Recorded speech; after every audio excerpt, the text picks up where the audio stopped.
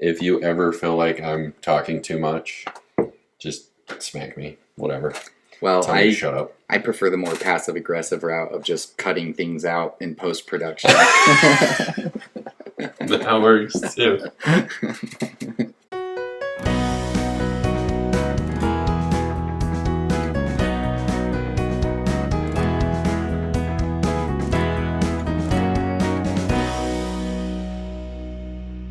All right, welcome back, everyone, to the Balance for Life podcast. We are going to uncover the secrets of true happiness and success for you so that you can be happier and more successful. Everybody wants to be happier and more successful. If you like what you hear, make sure to give us a 5-star review. Any review is good. We love the 5 stars. Yeah. Make sure you join us on social medias. We've actually been picking up quite a few followers on our Instagram and Facebook pages. So we appreciate all of you. We recognize all of you. Mm-hmm. Join us on Facebook, Instagram, TikTok, all at Balance for Life podcast. We say it every week. Balance for Life. That's the number 4. And then on Twitter at Adam and Perry, all spelled out. Mm-hmm. And you can watch us on YouTube. Search Balance number 4 Life, and you'll find us. Yeah, and we're pretty good looking. So if you're just listening, you might want to check us out on YouTube. Absolutely. Yeah. And Perry's got his nice polo on today. I do. And then we have a fly buzzing around here too, so it might land on one of our faces. Nice. So if you're listening right now and not watching, stop. Go to YouTube. Yeah. Do whatever you want. Kind of reminds me of the Ring, with the fly walking across the video, and then she goes over and pulls the fly off of the TV. Spooky. Trippy. It's almost Halloween. I know. I love it. It's October. Mm-hmm. Today is officially the month of Halloween. We're going to release this in 2 weeks, but that's for those that for those of you that know that we're pre-recorded, it's October 1st. October 1st today, so, in case you were wondering. Okay, so enough with the funny business. We're going to talk about some stuff. Yeah. So I was watching a video on YouTube the other day of Chris Pratt. Not Chris Pratt, but Chris Pratt. And so Chris Pratt is Star-Lord. Star-Lord. He's, I can't think of his name in Jurassic World, but he plays in the Jurassic World movies. Andy from Parks and Rec. I was watching a video about him getting in shape, because in Parks and Rec, he was a little bit chunky. Yeah. And I still, he's a good-looking guy either way. But he slimmed down. He got really fit, really muscular. And I think it was for Marvel, but he's done a lot of action movies. And he had this quote that I thought was pretty awesome. He said, "Eating was fun, but the times between I felt like crap. Now eating is boring, but the times between eating, I feel great." And I feel that on a deeply personal level. So a couple of weeks ago, for those of you that may or may not have heard about this, but a couple of weeks ago I went to Disneyland. Perry's going next week. But I took my family to Disneyland for Halloween, and food at Disneyland is a whole new experience, right? It's just deep fried everything, and you have to get a churro, and you have to get all these different things. And we actually did an extra experience that we paid for, and they literally bring around a plate of 8 desserts. Mm-hmm.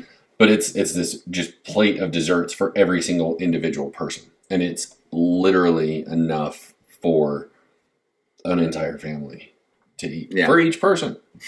It's 2 weeks worth of desserts. Yeah. In one sitting. And I was like, and of course, you don't want to feel bad, so you have to finish. You have to eat every last crumb. Yeah. And I honestly, I don't think I made it through. I think there was a point when I just had to stop. But it kind of was that whole week. I just was eating trash, and we got churros almost every day, and just eating junk. And by the time we left, I felt like garbage. Yeah. And I just I didn't want to move around a lot. I felt sluggish. I felt lazy. I felt gross. And so I feel that eating's fun, and food tastes good. Yeah, sometimes it does. So the point of his quote is, my interpretation at least, is sometimes to get what you want, you have to sacrifice something else that you want. It's like the Soul Stone in Avengers. Yeah, you know, have to sacrifice something you love to get. Yeah. Sometimes you have to sacrifice something you want for something you want more, or for something else that you want that's better for you. Yeah. Okay. So we're going to talk about, this might be kind of short, but we're going to talk about each pillar. Yeah. And just a couple of examples of things that you might want to sacrifice in order to have better health in that area of your life. Exactly. And again, we're just giving you some examples, maybe some from our own experiences. Mm-hmm. But if there's something that you want, if there's something that you need out of life, there's got to be some sacrifice. Yeah. And so I think any of these examples can go in any direction. We're going to give you a few very specific ones, and hopefully something will resonate. Yep, exactly. And hopefully it'll help you understand the purpose of why we're here. So we're going to do these in kind of random order because none of the pillars are more important than the other ones. Random people. Exactly. So first we're going to talk about spiritual. So yeah, Adam, you want to give us an example? Let's talk about spiritual, and we've already talked a little bit about our church, and we're members of the Church of Jesus. We're members of the Church of Jesus Christ of Latter-day Saints, formerly commonly known as Mormons, and a lot of people, and some of you that listen and watch may think this way, but I think a lot of people, there's kind of this stigma built around our religion that it's very restrictive, that there's too many rules, and that it's really it's designed to hold people back from living life, having fun. From living life and having fun. And so I've really dove into this lately. I work with the 16-year-old to 18-year-old young men in our ward, our local congregation. And so I actually did a lesson on this a couple of years ago for the boys. And as I was going through preparing this lesson, it really struck me how many personal experiences that I've had with this specific example, and how. Well, let's just talk about it, and we'll see where it goes. Okay. So people talk about the rules. Like, for example, our church teaches that we should avoid alcohol and avoid tobacco and avoid coffee, right? Tea. So for us, that's called the word of wisdom. And just to get a little bit more specific with it, in the word of wisdom, basically what it's talking about is taking care of your health, taking care of your body, paying attention to the things that you're taking in, and taking care of the things that you're giving out as well. And so that's kind of the basic concept of the word of wisdom. And so as we talk about that, and that's one of the biggest things that people say is so restrictive about our religion, is the word of wisdom. And so as I've thought about this, I've had experiences myself with alcohol and drugs. It's pretty common knowledge, I think, to most people that I know, that I used to drink quite a bit, and then I had kids, and I changed and became an active member of the church, and so I had to give up certain parts of that life.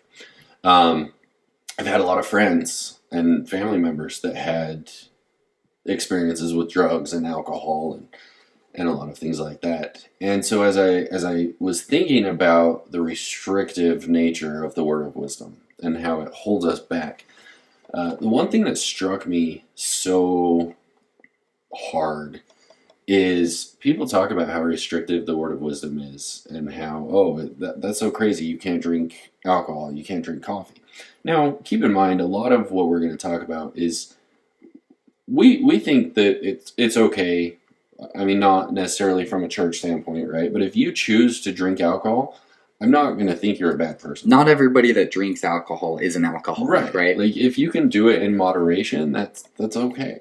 Yeah. And we're not here to judge you. We're not here to think any less of you, right? We're still going to respect you as a person if you make choices that we maybe don't.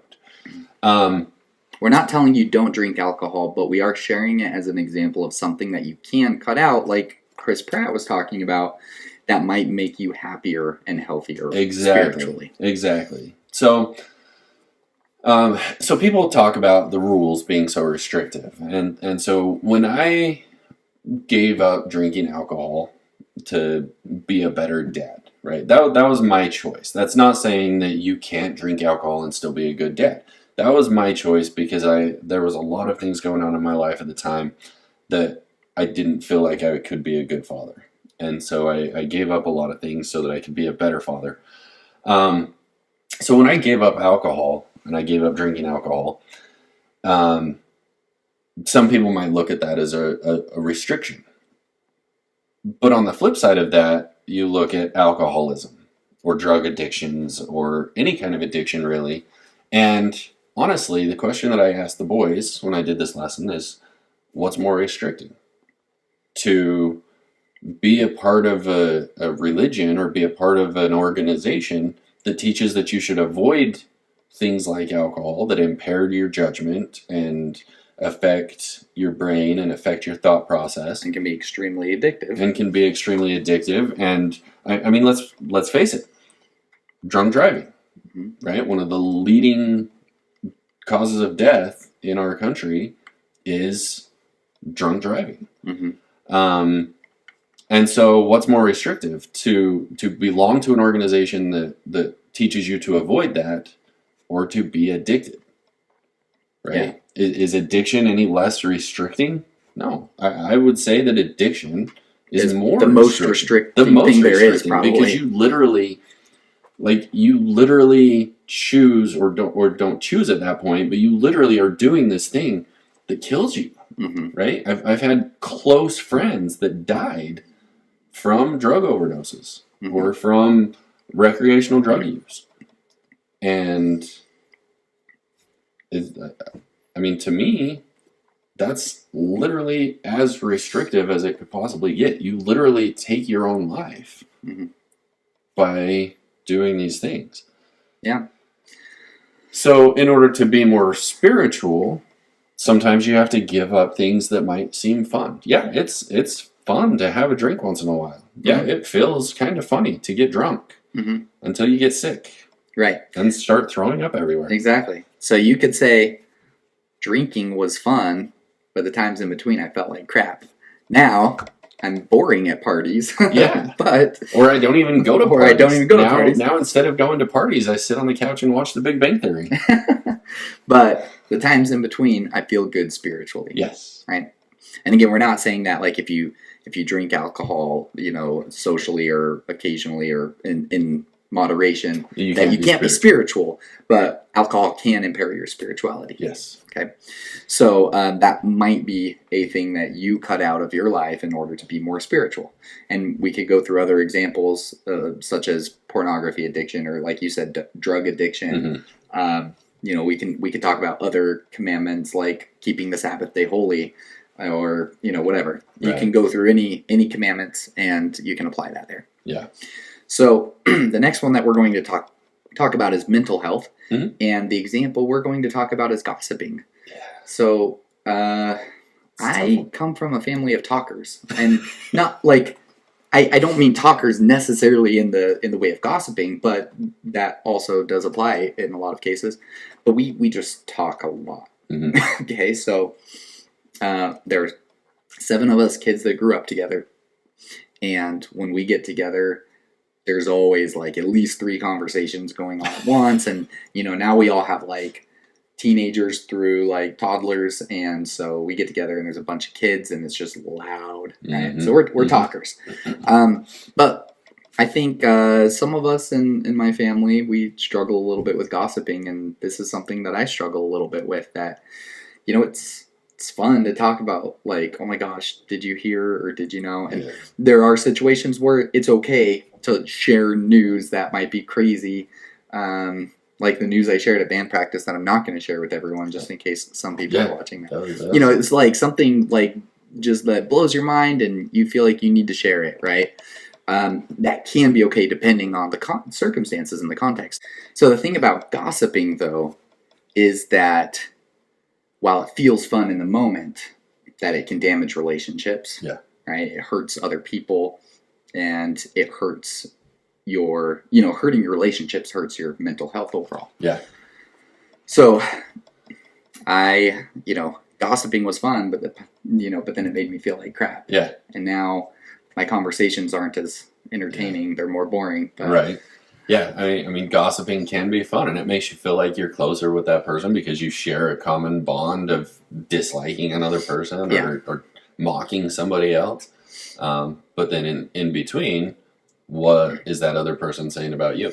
Right. Or what are you saying about them? And so do you really have a strong relationship? If you're talking negatively about other people, chances are you're talking negatively about everybody. And that's not going to create good relationships. Mm-hmm. So, yeah, definitely damaging to your mental health. Mm-hmm. And, similarly to alcohol, saying negative things about someone when they're not there, I think, isn't always a bad thing. It's not necessarily gossip.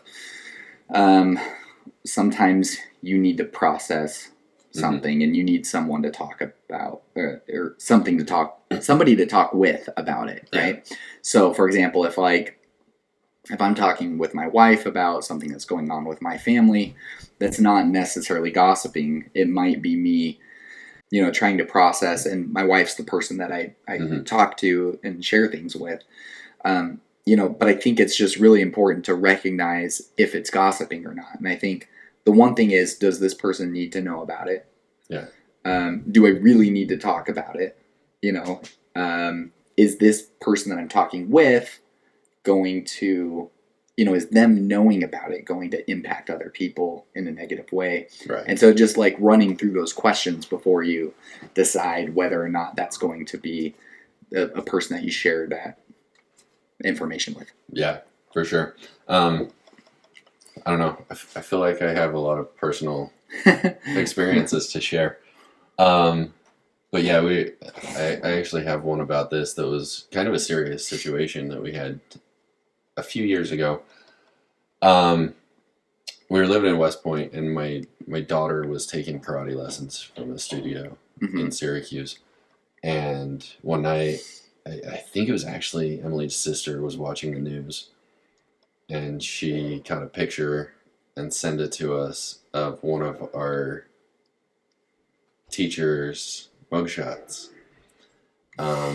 So one of the instructors at my daughter's karate studio was having an inappropriate relationship with one of the underage students that was taking classes at the studio. Yikes.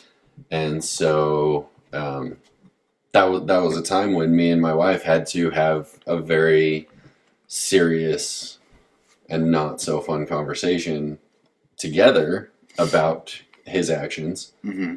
and what that meant for us and mm-hmm. whether we were going to continue. And here's the thing. So the studio actually came out and made a statement and was totally against it, and they let him go, and they we stuck with them because they were a good studio, and the owner was a good guy, and all of the instructors that we dealt with were good people. It was just this one person that had done some not so good things, and so we had to have a serious conversation about him, about the other people in the studio, about all these things that had happened, and then my daughter was 9 at the time, and we were not prepared to have that certain conversation with her. Mm-hmm. But because of what was going on in the studio, we felt like we had to have that conversation about what this all means. And so we had to lay out everything for her at 9 years old. Mm-hmm. And so that was one of those situations where we had to process together, we had to share with our daughter, and we had to talk about this person and his actions because we had to come up with a plan, and we had to use it as a teaching experience for our daughter to say, hey, look, if anybody's saying things that seem inappropriate, if anybody's touching you inappropriately, if anybody's doing any of those things, you need to talk to somebody about it. and you need to not be around that person. Mm-hmm. So yeah, it's gossiping or talking about people can be fun and sometimes not so fun. Yeah. But afterwards, you don't feel very good. Yeah. Not gossiping doesn't mean not talking about something. It means controlling who you talk about it with and where that information goes and how you talk about it. Yeah. So, that's one way to maintain good friendships is to not be a gossiper. Yes, gossiping. So let's talk about financial. Yeah, let's talk about financial. Yeah. So financial, I feel like is a pretty easy one. Mm-hmm. We talk about sacrificing what we want today. How's the saying go? Sacrifice what you want today for what you want tomorrow. I don't know. Anyway. Dave Ramsey says, live like no one else today so that later you can live like no one else. Meaning, like, make those sacrifices now that other people aren't doing so that later you can have the abundance of wealth that other people don't have. Yeah. And I think that's good advice. I think. All right, let's talk about physical health. No, I'm just kidding. I think there's a balance there too, though. There for sure is. I think you still need to have the experiences. I mean, we just spent a lot of money going to Disneyland, as you're going to experience in a couple of weeks. But it's necessary, I think, sometimes because it builds relationships and it helps you out. So what we're going to talk about with financial health isn't necessarily giving up anything that you do that's fun. I mean, we're not going to tell you not to buy the boat. We're not going to tell you not to have the memberships and not to buy the movies and not to go out on dates and not to take your family to adventure parks and things like that. But what we are going to talk about is finding the balance. If you want to buy a house in a year, then you're going to need to sacrifice a little bit and save up that down payment. So you're going to need to limit the amount of money that you're spending. You're going to need to limit your date nights, limit your attractions, limit your family times and things like that.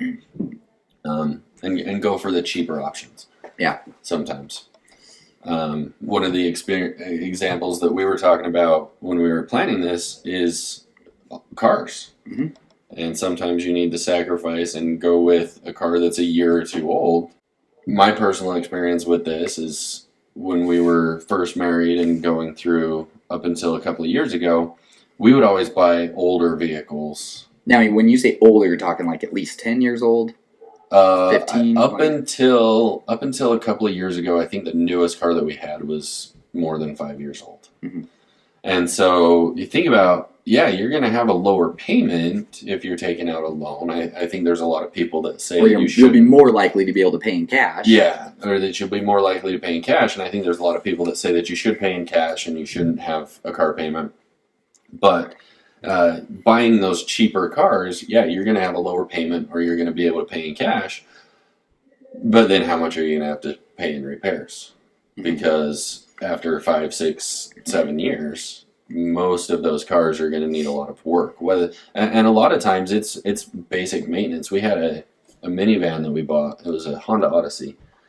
And we bought it a few years ago. I think it was 8 or 9 years old and had just under 100,000 miles. No. I think it was like 120,000 miles. But right when we bought it is when it hit all of these maintenance milestones. And so we had to replace the timing belt, we had to replace the water pump, and we had to replace all these different things. And so we ended up spending almost as much as we paid for the car to get all these repairs done. So how much money are you really saving there? So there's that balance again the last couple of vehicles that we bought were less than 2 years old. And we've had higher payments, but we're not having to put as much money into repairs now. Yeah. So you have to factor in what are the different factors that you have to consider. Yeah. Another example could be having more meals at home and eating out less. Yeah. Right. That can also be healthier for you too. Absolutely. Physically, but financially, right? It costs less money to buy your food at the grocery store and put it together yourself than it does to go out to eat.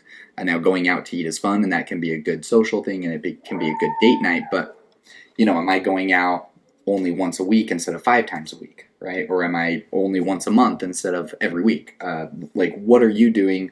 Should you cut that back and save a little extra money? Right. And then the other piece of advice I think that I want to share that most financial advisors that I listen to will say is to pay your future self first, and then use what you have left over for your fun things, right? So make sure that if you have a 401k match from your employer, that you're doing the full match and it's coming out of your paycheck, so it's like you don't even see that money. It's not an option to not spend that, put that in and spend it on something else. So you do that first, just like with your taxes and, healthcare premiums. It's just part of your deductions.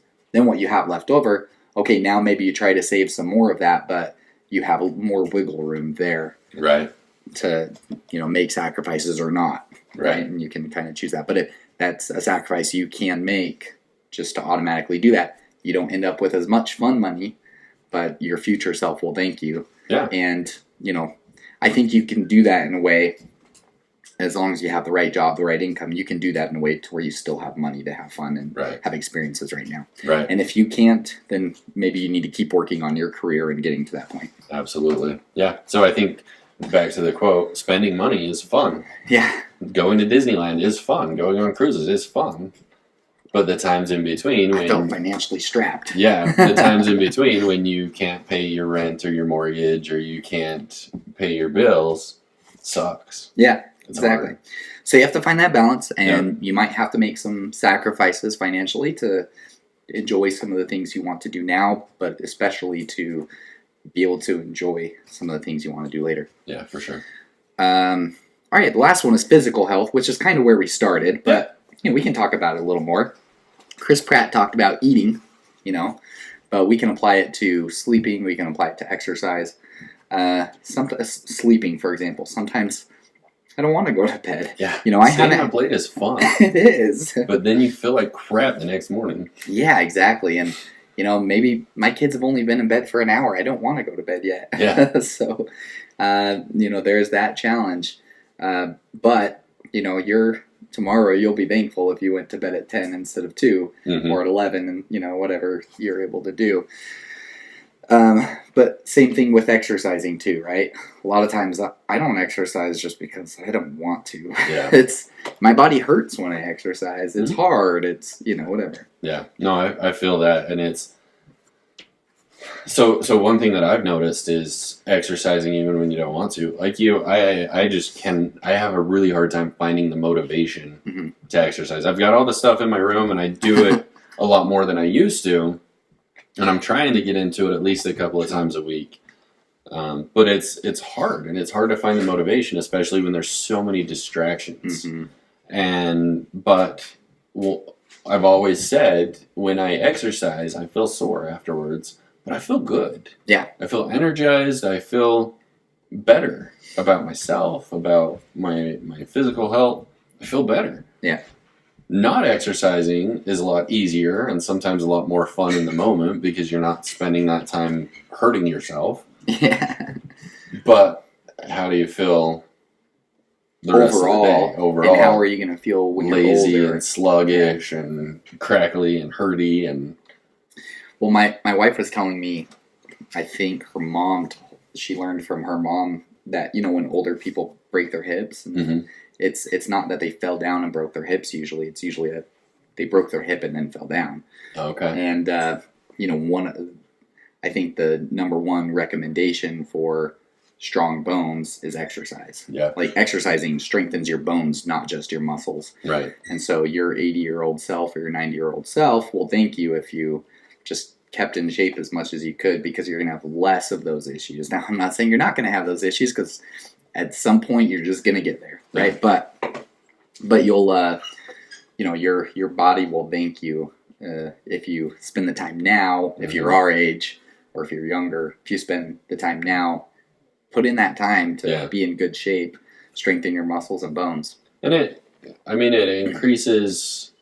It could possibly increase your life, your time on Earth. It definitely is going to increase your quality of life. Yep. Because if you're physically healthy, you're not going to be as prone to some of those injuries, some of those illnesses. later on in life that are going to keep you from doing the activities that you want to do. And all too often we hear about people who hit retirement age, which, to me is still... who knows when that's coming? Well, I've pretty much bought into the idea that retirement is a myth. Because most people that I see that retire just go get another job anyway. And so it to me, I don't even know necessarily what retirement is. I think retirement is not needing an income, even if you're working for one. So, but we see a lot of people, or I've seen a lot of people that hit retirement age and are able to stop working.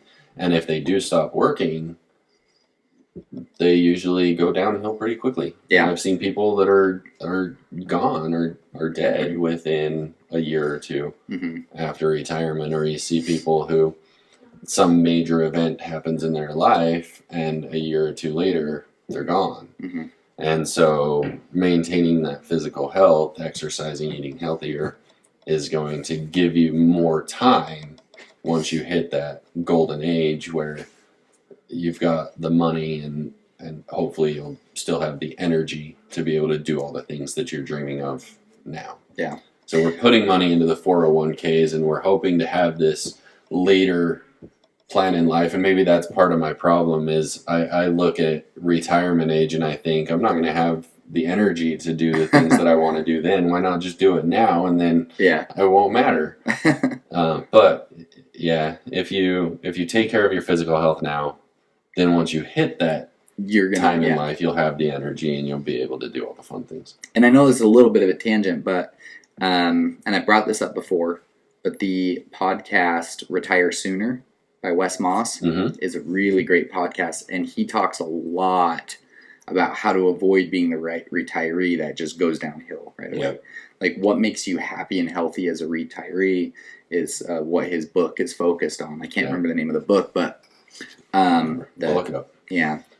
But yeah, you'll have to put that in the show notes. Yep. But highly recommend that podcast. He has a ton of episodes where he most of the episodes aren't focused on the book, but he always sprinkles it in. And so even if you don't read I've never read the book, but I've listened to a bunch of his episodes, and I almost feel like I know exactly what the book says, although I don't have all of it. But he talks about, what are the secrets to being happy when you're retired and being healthy and living a long retired life after. So, well, good stuff. I think we got a lot of information here. Yeah, a lot of good ideas. Good information. It actually went, I think, longer than you expected. Oh yeah, it did for sure. So I think we'll have a full episode there, and I think I hope, like with every episode, I hope there's something.